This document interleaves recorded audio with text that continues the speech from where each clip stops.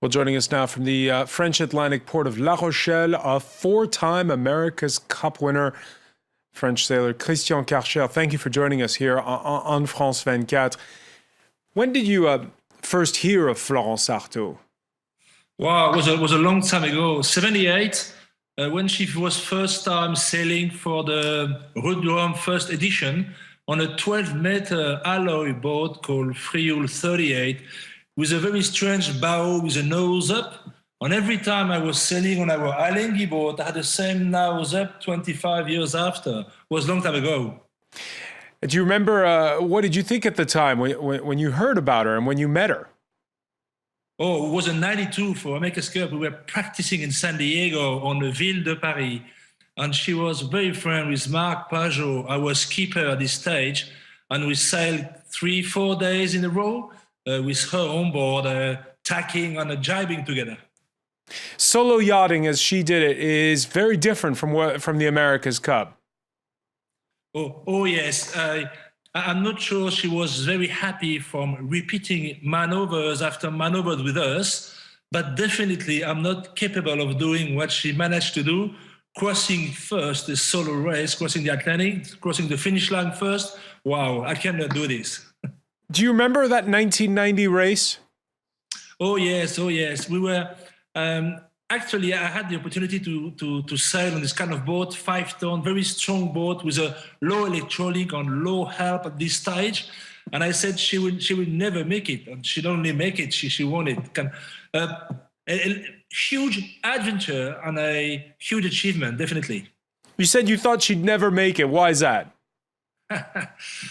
Because for me, sailing solo is too difficult. I love too much sailing with a crew and with the friends around me, you know? Christian, we're going to listen now to Florence Arthaud. This was the day after she won in 1990. She was conscious she'd broken a major sporting glass ceiling, but also she debunked the myth that sailing is strictly limited to He-Man women haters. Let's listen. I don't think the world of sailing is macho, even though you sometimes get that impression. But actually, it's a place where people judge each other on their qualities, and it's not at all macho. Christian Karcher, what do you think of those words? What were the remarks at the time when Florence Arthaud was the one who won the Route du Rhum?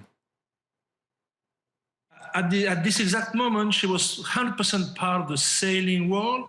If you go back early in the century, we should think about Virginie Heriot, French woman who won Olympic in 1928. She quit her husband just to go sailing. And anti-conformism and a non-traditional way of life were just of a consequence, the consequence of love sailing. She's 100% part of the sailing world because she was loving sailing too much, you know? So it really is true what Florence was saying, that once you're out on the sea, there is no gender difference. There's just the respect of good sailors.